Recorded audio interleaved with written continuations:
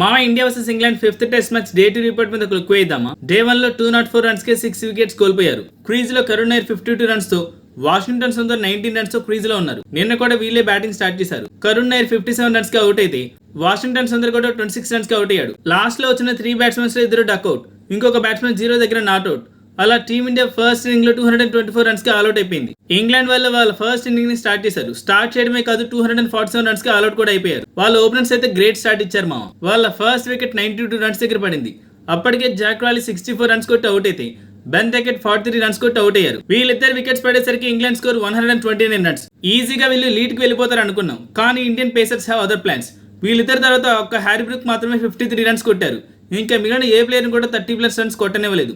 మనోళ్ళు 5 బ్యాట్స్మెన్స్ ని single digit దగ్గర అవుట్ చేశారు. అలా వాళ్ళు 247 రన్స్ కి అలౌట్ అవడం, మనోళ్ళు సెకండ్ ఇన్నింగ్ స్టార్ట్ చేయడం, అప్పుడే 2 వికెట్స్ కోల్పోవడం కూడా జరిగిపోయింది. జైస్వాల్ ఈసారి నిలబడ్డాడు, 15 రన్స్ కొట్టి క్రీజ్ లో ఉన్నాడు. అదర్ సైడ్ కేఎల్ రాహుల్ 7 కి అవుట్, సాయి సుదర్శన్ 11 కి out, Akash Deep night watchman గా వచ్చి 4 రన్స్ క్రీజ్ లో ఉన్నాడు. అలా టీమిండియా సెకండ్ ఇన్నింగ్ లో 75 రన్స్ కొట్టి 2 వికెట్స్ కోల్పోయింది. ఓవరాల్ గా 52 రన్స్ లీడ్ లో ఉంది. బౌలింగ్ డిపార్ట్మెంట్ లో ఇండియా ఫస్ట్ ఇన్నింగ్ లో గస్ అట్కిన్సన్ 5 వికెట్స్ తీశాడు.